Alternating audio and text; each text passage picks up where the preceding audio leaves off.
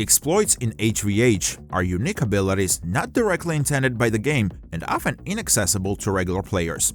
However, in a cheater versus cheater scenario, they significantly impact gameplay. In this video, we won't mention everything related to anti-aims, as we plan to make a separate video about them. Today, we'll try to remember most of the well-known and popular exploits that have become part of the history of Counter-Strike Global Offensive. Enjoy the video!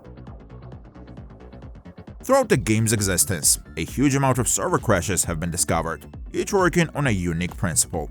However, two main types can be distinguished: freezers and crashers. Server crashers allowed cheaters to shut servers down, thus forcing them to reboot. The key feature that made server crashers so popular was one of the side effects. The demo file would be corrupted, preventing the match from reaching Overwatch. Interestingly, crashing servers during the display of the final scoreboard could actually preserve the match results in the profile. Freezers selectively froze players' game clients, allowing them to remain on the server. Valve always took server crashers seriously, striving to promptly fix them. However, over the years, old methods were patched and new ones always emerged. While some methods became public, many remained undisclosed, with some crashers still working even after CSGO is gone. The server crasher's working principle was based on the cheat interacting with the game's client, either sending to or requesting specific data from the server. This could involve spamming commands while on the server or sending them through the Steam API, activating certain code on the server side, causing the server to allocate excessive resources for a specific operation, resulting in a server malfunction, freezing, or reboot. Teleportation allowed moving a player character model to the zero coordinates of the map.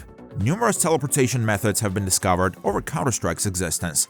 The most popular one involved teleporting to the enemy respawn using the airstuck feature. The idea was to eliminate the enemy team as quickly as possible. Some methods even crashed the server after executing. Some moments have become iconic in the Counter-Strike meme history. You may have already seen this clip. There's a team behind you! There's a team behind you! What the fuck, dude? There's a team behind you, dude! What? Shoot him! The working principle primarily involved sending invalid camera angles of the player, after which the server attempted to adjust the player's location correctly by sending the player model to the zero coordinates of the map. However, for some reason, the vertical position of the player on the map was taken into account when adjusting the position, allowing cheaters to manipulate the system more precisely on certain maps, such as Overpass.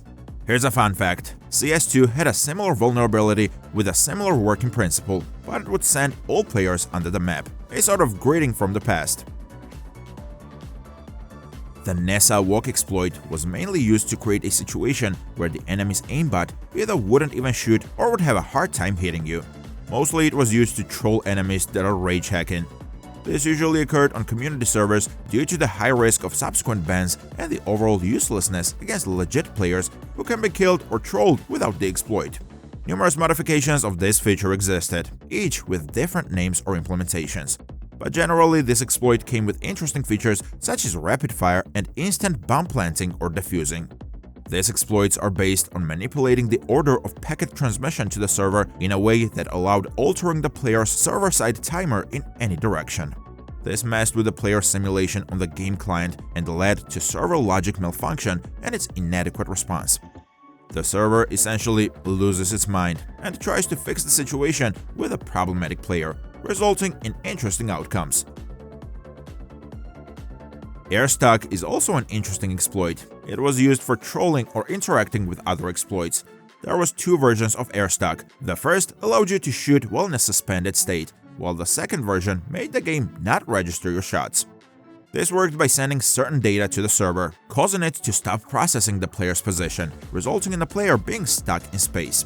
It was usually used mid-jump. Next, we will discuss a few exploits that utilize the lag compensation system. This system helps smooth out the differences between players with varying ping.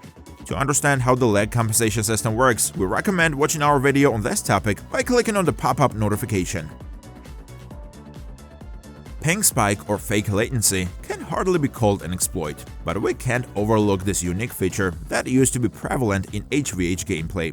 The game features a mechanism called lag compensation. Legit players needed to be able to hit enemies with high ping, by shooting where the enemy's model appears on their screen. However, cheats learn to interact with this mechanism by providing false information to the server, making it believe that you have a comically large ping, which would increase or even move your backtracking window by a lot. In mid-2018, Valve changed this limit from 1000 to 200 milliseconds simply by adjusting a standard parameter in the config. Fake lag has been a thing in CSGO for as long as we can remember. It has become so common that it's hard to think of it as an exploit. With fake lag, your character model could seemingly teleport a short distance, allowing for not only safer peeking, but also using plenty of other exploits. Fake lag typically works in cycles of lagging and unlagging. Fake lag works by manipulating packet transmission.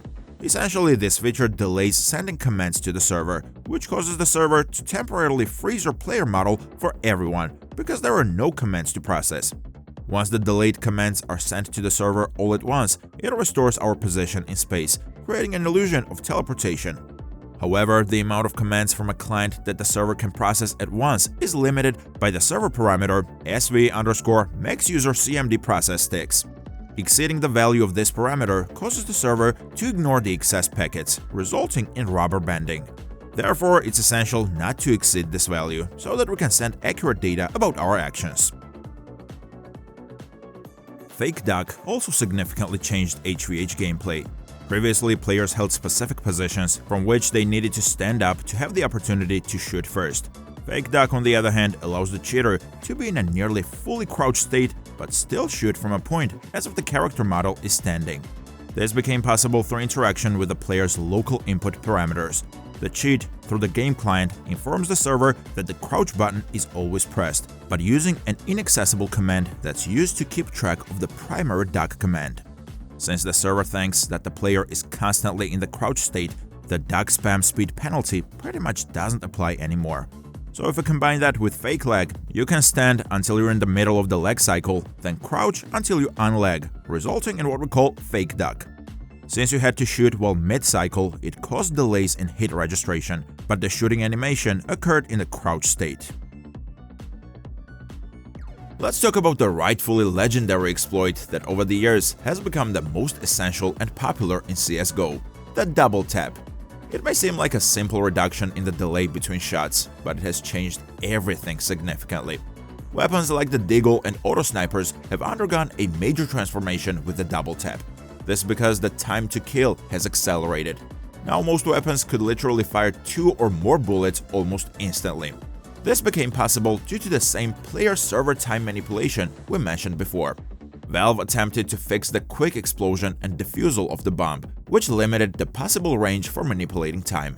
Therefore, double tap works on the principle of accumulating ticks at the moment of its charging. When charging, the player's timer is being moved back in time, and then after the shot, the player teleports along with returning to the current time. This leap in time allows for reducing the delay between shots. However, this mechanism has a limitation tied to the console value SV_MaxUserCMD process ticks, which also applies to fake lag. Consequently, you can only accumulate as many ticks as limited by this value. Although this limitation allows for reducing the delay for fast-firing weapons, it's not nearly enough to shoot 2 bullets in a row with an AWP, for example. Nevertheless, it still reduces the overall delay between shots, but in the case of the AWP and other weapons with slow fire rate, it's not as noticeable. It's important to note that exploits working on the same principle as double tap are incompatible with fake lag, so we have to sacrifice one to some extent for the other. Until the end of 2018, cheats were capable of anti-aiming and shooting at the same time with little to no problems. However, after a major update at the end of 2018, the game began to forcibly process and animate all incoming commands on the server. Because of this, the on-shot backtracking problem immediately became apparent, as when using anti-aims at the moment of shooting, your player model would look at where you're shooting, becoming a lot more vulnerable to headshots. Similarly to double tap, hide shots, also known as on-shot anti-aim, was created to speed up time. However, this was not used to accelerate the fire rate, but to skip the moment of firing entirely, preventing you from being on-shot backtracked.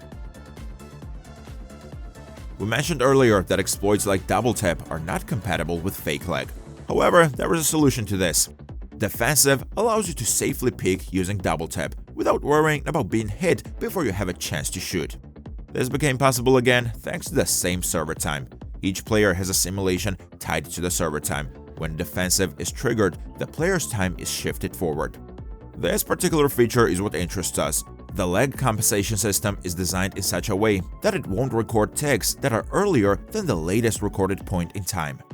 If the defensive is triggered, we have a certain amount of time during which we can cover a distance without new records of the player simulation. However, this range is limited by the number of ticks we can change. Once the ticks have reached the current time, the player's timer can be instantly rolled back and the process can be repeated.